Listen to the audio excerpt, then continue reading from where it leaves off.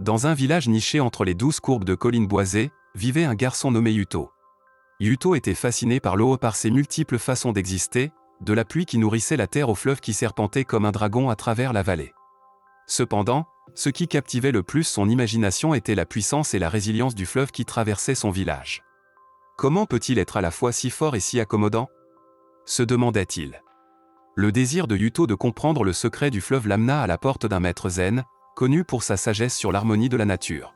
« Maître, demanda Yuto, comment puis-je apprendre à être fort comme la roche et libre comme le fleuve ?» Le maître zen, un homme d'âge indéfinissable aux yeux profonds comme des puits anciens, invita Yuto à le suivre dans une marche silencieuse jusqu'au fleuve. Arrivé à la rive, le maître pointa du doigt un grand rocher partiellement submergé par le courant. « Regarde ce rocher, Yuto. Remarques-tu comment l'eau s'adapte à sa présence, coulant autour de lui sans effort, et pourtant, avec le temps, c'est l'eau qui en modèle la forme. » Yuto observa, voyant la vérité dans les paroles du maître.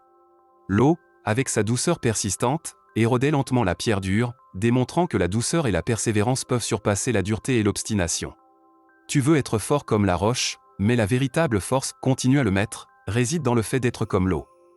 La force n'est pas la rigidité ou l'immutabilité, elle est fluidité, patience et la capacité de s'adapter et de surmonter les obstacles non pas avec force brute, mais avec une persévérance douce. Les paroles du maître zen résonnèrent en Yuto comme le murmure de l'eau sur des galets lisses.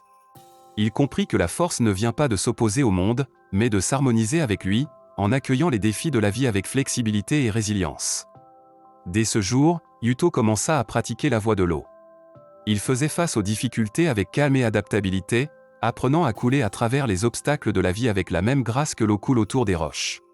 Avec le temps, il devint connu dans son village non seulement pour sa force intérieure mais aussi pour sa capacité à surmonter les défis avec une détermination douce, inspirant ceux qui le connaissaient à rechercher leur propre voie de l'eau.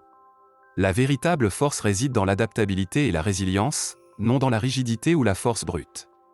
Comme l'eau qui modèle la roche avec sa douce persévérance, nous pouvons aussi surmonter les obstacles de la vie en coulant autour d'eux avec patience et persévérance.